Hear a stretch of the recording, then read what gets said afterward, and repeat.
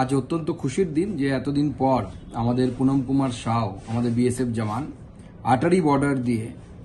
ফেরত এলো ভারতবর্ষে এবং এটা শুধুমাত্র সম্ভব হয়েছে মাননীয় প্রধানমন্ত্রী নরেন্দ্র মোদীর নেতৃত্বে। এই যে আমরা যেটাকে বলি পরিবর্তিত ভারতবর্ষ, যে ভারতবর্ষ কোনো তার জওয়ানকে যদি কেউ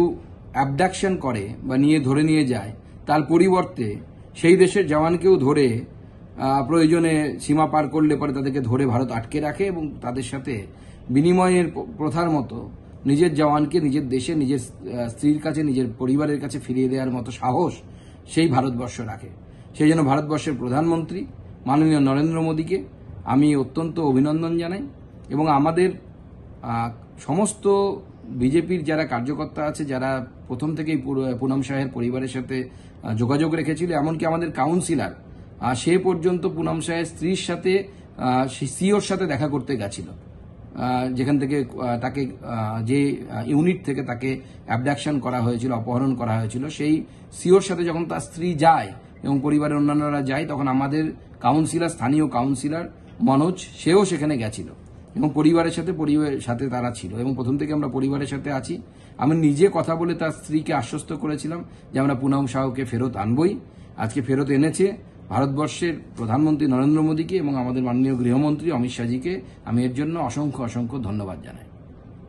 আজ অত্যন্ত খুশির দিন যে এতদিন পর আমাদের পুনম কুমার সাউ আমাদের বিএসএফ জওয়ান আটারি বর্ডার দিয়ে ফেরত এলো ভারতবর্ষে এবং এটা শুধুমাত্র সম্ভব হয়েছে মাননীয় প্রধানমন্ত্রী নরেন্দ্র মোদীর নেতৃত্বে। এই যে আমরা যেটাকে বলি পরিবর্তিত ভারতবর্ষ, যে ভারতবর্ষ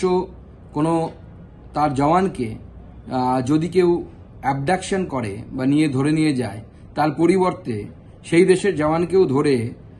প্রয়োজনে সীমা পার করলে পরে তাদেরকে ধরে ভারত আটকে রাখে এবং তাদের সাথে বিনিময়ের প্রথার মতো নিজের জওয়ানকে নিজের দেশে নিজের স্ত্রীর কাছে নিজের পরিবারের কাছে ফিরিয়ে দেওয়ার মতো সাহস সেই ভারতবর্ষ রাখে। সেই জন্য ভারতবর্ষের প্রধানমন্ত্রী মাননীয় নরেন্দ্র মোদীকে